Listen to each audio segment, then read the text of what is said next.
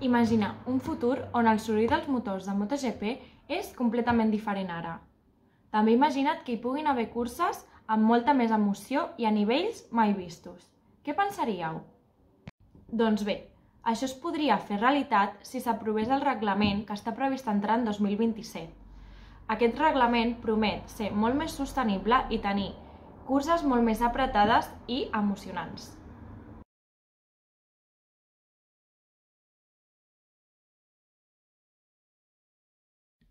Però, per entendre el perquè d'aquests canvis, cal entendre els problemes que té ara mateix la categoria reina del motociclisme. Un d'ells, i potser el que més està present avui dia, és la manca de sostenibilitat que té l'esport i que envolta a MotoGP. Jorge Viegas deia que no es pot ignorar el que passa al món exterior.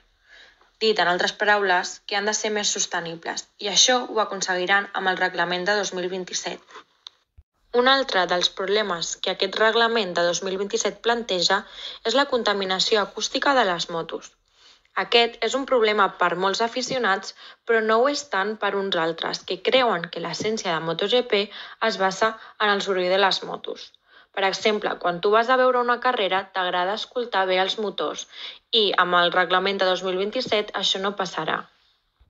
Precisament això, juntament amb alguns altres problemes que pateix l'esport avui dia, és el que pretén canviar el reglament de 2027.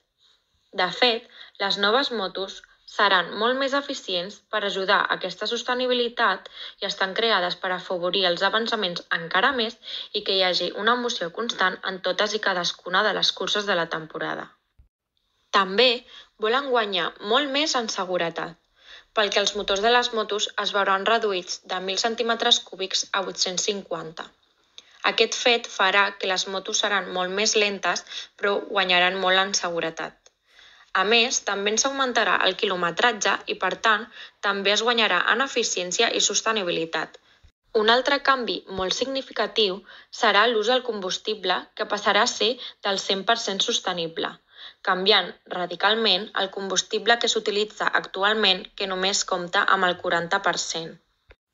Per altra banda, un canvi important serà que a partir del 2027 i amb tal de promoure més encara la igualtat entre els diferents equips, les dades GPS de tots i cadascun dels pilots estaran disponibles per tothom després de cada sessió. Tots aquests canvis es fan amb la intenció de revolucionar MotoGP tal com la coneixem avui dia. I tot i que promet guanyar en emoció, igualtat i sostenibilitat, que són fets molt importants avui dia, hi ha canvis que de veritat s'han de comprovar si funcionaran, perquè no es veuen molt clars, com reduir el soroll dels motors. Vosaltres, com creieu que afectaran aquests canvis a l'esport? Seran a millor? Compartiu les vostres opinions als comentaris.